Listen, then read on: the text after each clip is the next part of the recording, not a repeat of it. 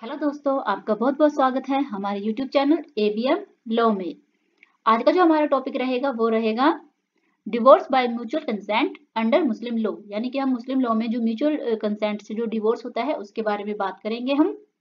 चलिए स्टार्ट करते हैं। सबसे पहले बात करेंगे हम इसके इंट्रोडक्शन की, यानी कि जो कंसेंट से जो डिवोर्स होता है वो कैसे होता है, क्या क्या आता है इसमें। तो जो मुस्लिम लॉ है, मुस्लिम लॉ में जो विवाह होता है, जो निकाह होता है, वो एक कॉन्ट्रैक्ट होता है, एक अनुबंध होता है वो, यानी इसे कॉन्ट्रैक्ट की तरह लिया गया है। कॉन्ट्रैक्ट होने के कारण इसे डिसॉल्व या समाप्त भी किया जा सकता है। जैसे कि एक कॉन्ट्रैक्ट होता है वो बनता है, लेकिन बाद में वो टूट भी सकता है, कॉन्ट्रैक्ट खत्म भी हो सकता है। तो इन्होंने जो शादी है, जो निकाह, उसको एक कॉन्ट्रैक्ट की तरह ही माना है, और ये भी माना है कि बाद में यह खत्म हो सकती है, यानी कि ये डिसॉल्व हो सकती है, समाप्त भी हो सकती है। ये डिवोर्स के अलग अलग प्रकार हैं, यानी कई टाइप्स के डिवोर्स हैं। सबसे पहले बात करेंगे हम तलाक है। इसमें ये हस्बैंड द्वारा दिया जाता है, जो तलाक है वो हस्बैंड द्वारा दिया जाता है। नेक्स्ट हमारे पास खुला, ये होता है ये वाइफ द्वारा दिया जाता है, यानी कि वाइफ इसमें शुरुआत करती है। और थर्ड है मुबारत, ये होता है म्यूचुअल कंसेंट से होता है, यानी दोनों की सलाह से जो तलाक लेते हैं, जो डिवोर्स लेते हैं, उसे मुबारत कहते हैं। जो म्यूचुअल कंसेंट जो डिवोर्स है, इसे खुला या मुबारक भी कहा जाता है, यानी दोनों में ही दोनों की कंसेंट होती है इसमें। लेकिन जो मुबारक है उसमें म्यूचुअल कंसेंट होती है दोनों की। अब हम बात करेंगे types of divorce in Muslim law, यानी कि इसमें किस किस प्रकार के टाइप्स होते हैं, इनको हम थोड़ा एक्सप्लेन करेंगे। तो हम आगे देखेंगे, इसमें टाइप्स दी हुई हमने इधर की तरफ, ये सारे हैं जो ये टाइप्स हैं, ये सारे टाइप्स हैं हमारे। और कौन शुरू करता है इनको, और मुख्य इसकी विशेषता क्या है। तो सबसे पहले हम बात करेंगे तलाक की। जो तलाक है वो हस्बैंड द्वारा दिया जाता है। हस्बैंड इसमें इनिशिएट लेता है, शुरुआत इसमें हस्बैंड करता है कि मैं अब तुम्हें तलाक देता हूँ, अपनी वाइफ को कहता है वो। तो इसमें हस्बैंड द्वारा इनिशिएट किया जाता है।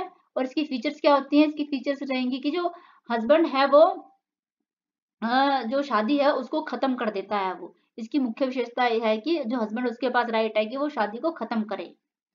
नेक्स्ट है हमारे पास खुला।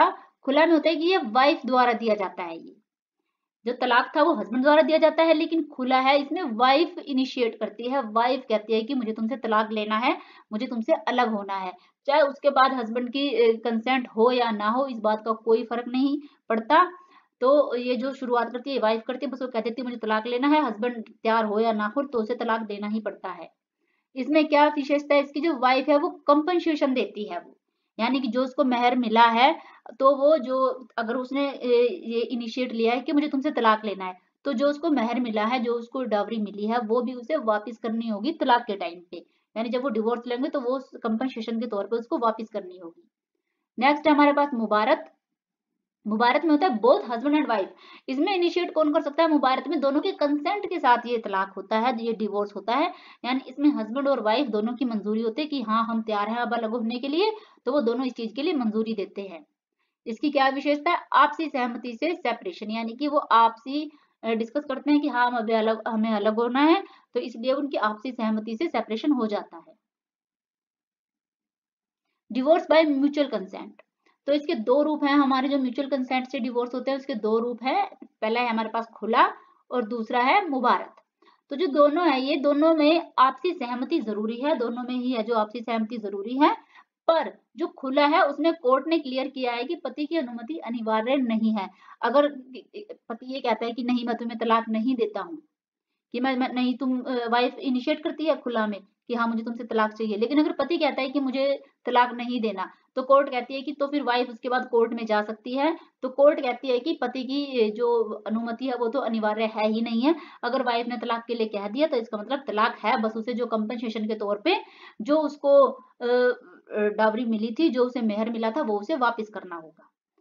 सोर्स क्या है इसके, कहाँ से है, जो तेलंगाना जो हाई कोर्ट है 2025 की जजमेंट आई है उसकी, उसने कहा है कि खुला में जो हस्बैंड की कंसेंट के बिना भी हो सकता है। जो खुला है, यानी कि जो कि ये डिवोर्स का एक टाइप है, जो ये मुस्लिम लॉ में, ये हस्बैंड, इसमें हस्बैंड की कंसेंट की कोई जरूरत नहीं होती, और ये हस्बैंड की कंसेंट के, उसकी मर्जी के बिना भी ये हो सकता है। अब हम बात करेंगे इसमें खुला की। तो खुला क्या है, इसमें होता है कि जो इनिशिएटेड बाय वाइफ, ये वाइफ के द्वारा इनिशिएट किया जाता है, यानी कि जो इसमें पहल होती है वो वाइफ करती है तलाक लेने के लिए, डिवोर्स लेने के लिए, कि मुझे तलाक चाहिए, इसमें वाइफ बोलती है पहले। जो वाइफ है वो मेहर होती है जो उसे वापस लौटाती है, और जो कंसिडरेशन होती है वो भी देती है वो। तो जो भी उसके पास मेहर आई है शादी में वो उसको वापस करनी होती है। अगर उसने खुला को चुना है, मतलब उसने इनिशिएट लिया है तलाक लेने का, डिवोर्स लेने का, तो उसे मेहर भी लौटानी होगी। अगर पति मान लेता है कि हाँ चलो ठीक है हमारा तलाक, मैं मान लेता हूँ कि हमें अलग होना है, हमें डिवोर्स लेना है, तो फिर डिवोर्स है वो फाइनल हो जाता है। अगर पति ना माने, अगर पति कहता है कि नहीं मुझे तलाक नहीं लेना, क्योंकि इसमें भी दो केस हो सकते हैं ना, वाइफ ने कहा कि मुझे तलाक लेना है, लेकिन अगर पति मान ले कि चलो ठीक है तलाक ले लेते हैं, तब तो डिवोर्स है वो फाइनल हो जाता है। लेकिन अगर पति नहीं माने, तो पति कहे कि मुझे तो डिवोर्स लेना ही नहीं तुमसे, तो उस केस में क्या होगा, उस केस में होगी वाइफ है जो वो कोर्ट में खुला क्लेम कर सकती है। वाइफ है जो वो कोर्ट में जा सकती है, खुला क्लेम कर सकती है और कह सकती है कि मुझे इस पर्सन से तलाक चाहिए, तो फिर उस पर्सन को तलाक देना ही पड़ेगा। कोर्ट की जजमेंट थी, 2025 में जजमेंट आई है ये। इसमें कहा है कि हस्बैंड कंसेंट नॉट मैंडेटरी, यानी कि जो हस्बैंड की जो कंसेंट है वो मैंडेटरी नहीं है, वो जरूरी नहीं है। मतलब हस्बैंड की कंसेंट के बिना भी तलाक पॉसिबल है। ओनली कोर्ट्स ग्रांट खुला, नॉट रिलीजियस बॉडीज। सिर्फ इसको कोर्ट ही ग्रांट कर सकती है, कोर्ट ही इसकी परमिशन दे सकती है। खुला की जो मुस्लिम लॉ है हमारा, उसमें सिर्फ कोर्ट को ही राइट है कि वो खुला के लिए परमिशन दे, कि कहे कि हाँ अब आप अलग हो। इसमें जो रिलीजियस बॉडीज हैं जो और भी, इसमें रिलीजियस का कोई भी रोल नहीं होता, रिलीजन का कोई भी रोल नहीं होता, इससे सिर्फ कोर्ट ही डिसाइड करेगी। नेक्स्ट है हमारा मुबारत। तो मुबारत में होता है, इसमें इनिशिएट बाय इधर स्पाउस, यानी किसी भी स्पाउस के द्वारा इसमें इनिशिएट लिया जा सकता है। इसमें हस्बैंड भी हो सकता है, वो भी कह सकता है कि मुझे तलाक लेना, और इसमें वाइफ भी हो सकती है, वो भी इनिशिएट ले सकती है, वो भी कह सकती है कि मुझे तुमसे तलाक लेना है। तो इसमें दोनों ही जो हस्बैंड वाइफ है वो कह सकते हैं कि मुझे तलाक लेना है। कोई भी शुरुआत करे कोई फर्क नहीं पड़ता, अगर दोनों अग्री करें। लेकिन उन दोनों का अग्री करना जरूरी है, उन दोनों को अग्री होना चाहिए कि हाँ अब मुझे अलग होना है, हम दोनों एक दूसरे से अलग होना चाहते हैं। अगर वो दोनों अग्री करते हैं तो मैरिज फिर डिसोल्व हो जाती है, उनकी मैरिज फिर खत्म हो जाती है, उनका डिवोर्स हो जाता है। यहाँ कंपनसेशन की जरूरत नहीं होती, यहाँ पे कंपनसेशन की कोई जरूरत नहीं होती, किसी को कोई कंपनसेशन नहीं देना होता, क्योंकि दोनों की मर्जी से चीज हुई है, किसी को कोई प्रेशर नहीं है, कोई किसी के साथ दबाव नहीं है, दोनों की अपनी मर्जी है उनकी डिवोर्स लेने की, तो इसमें कोई कंपनसेशन नहीं देना होता। इसके की पॉइंट की बात करें तो दोनों को रिलीफ चाहिए होता है, यानी कि दोनों अग्री हैं सेपरेशन पर। इसमें जो होता है कि जब उन दोनों का रिश्ता खराब ही हो चुका है, अब वो दोनों सिर्फ रिलीफ चाहते हैं कि अब हमें शांति से रहना है, अब हम इस रिश्ते को आगे कंटिन्यू नहीं करना चाहते, तो इसलिए वो दोनों अग्री करते हैं इस चीज के लिए। तो इसमें कोई भी कंपनसेशन नहीं देना होता, तो इसलिए वो दोनों ही अपना खुशी से अलग हो जाते हैं, उन्हें सिर्फ रिलीफ चाहिए होता है, इसलिए वो दोनों अग्री हो जाते हैं। लेकिन इसमें एक पीरियड होता है, इद्दत पीरियड होता है इसमें। इसमें होता है लगभग 3 महीने का टाइम दिया जाता है। जो लेडी होती है 3 महीने के टाइम में जो उसको ऑब्जर्व करते हैं, वो उस जो लेडी होती है जो डिवोर्स होता है उसके बाद 3 महीने का टाइम दिया जाता है। तो उसमें वाइफ को ऑब्जर्व करते हैं कि अगर वो प्रेग्नेंट वगैरह नहीं है 3 महीने तक, तो इस चीज को उसमें नोटिस किया जाता है कि अगर वो प्रेग्नेंट है तो फिर क्या करना होगा। क्योंकि ऐसा है ना कि प्रेग्नेंट भी हो सकती है लेडी, तलाक हो जाता है, लेकिन प्रेग्नेंट भी तो हो सकती है उस टाइम पे लेडी। तो देखा जाता है कि 3 महीने तक उसका पीरियड जो आया है या नहीं आया है, तो इसलिए 3 महीने का पीरियड रखा गया है, इसको इद्दत बोलते हैं। अब इसमें लीगल रिकॉग्नाइजेशन की बात करेंगे हम इन इंडिया। तो सबसे पहले हमारा जो मुस्लिम पर्सनल लॉ है शरीयत, इसमें एप्लीकेशन एक्ट 1937 है, ये Muslim marriage and divorce government by शरीयत है ये। नेक्स्ट है हमारा dissolution of Muslim marriage act 1939, इसमें ground for wife to dissolve marriage, इसमें बताया गया है कि जो क्या क्या ग्राउंड है वाइफ के मैरिज को डिसोल्व करने के। नेक्स्ट है हमारा supreme court in Saira Bano versus union of India 2017 का केस है ये। इसमें इंस्टेंट ट्रिपल जो तलाक था अनकॉन्स्टिट्यूशनल कहा गया था उसे, कि वो बोल देते हैं ना हस्बैंड तलाक तलाक तलाक और तलाक हो गया। तो इस केस पे जो है इंडिया में सुप्रीम कोर्ट ने इसमें रोक लगा दी थी कि अब से ऐसा नहीं होगा कि तलाक तलाक बोल दिया और तलाक हो गया, ये अनकॉन्स्टिट्यूशनल है। इस पे ये 2017 की बात है ये। तो इसमें म्यूचुअल कंसेंट फॉर्म होती है, इसमें खुला और मुबारक स्टिल वैलिड और रिकॉग्नाइज्ड, कि जो खुला और मुबारक है वो दोनों ही वैलिड है और रिकॉग्नाइज्ड है वो।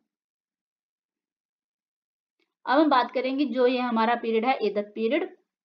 इसमें क्या होता है, डिवोर्स के बाद वाइफ को जो इद्दत पीरियड है वो ऑब्जर्व करना पड़ता है। इसकी ड्यूरेशन कितनी होती है, 3 महीने की जो इसका होता है जो जो होता है मेंस्ट्रुअल जो पीरियड होता है हम लेडीज का, तो उसको ऑब्जर्व करते हैं वो। इसमें 3 महीने अगर पीरियड नहीं आते हैं लेडी को, अगर देखा जाता है 3 महीने का टाइम दिया जाता है तलाक के बाद, अगर उसको 3 महीने तक पीरियड नहीं आते हैं, इस चीज़ को देखा जाता है कि 3 महीने तक पीरियड तो नहीं आई लेडी को, फिर उसके बाद डिलीवरी तक अगर वह प्रेग्नेंट है, अगर वो प्रेग्नेंट है तो फिर उसको डिलीवरी तक उसकी ड्यूरेशन हो जाती है, जो भी जो इद्दत पीरियड है उसकी जो ड्यूरेशन है वो 3 डिलीवरी तक उसकी फिर वो हो जाएगी इद्दत पीरियड की जो ड्यूरेशन है।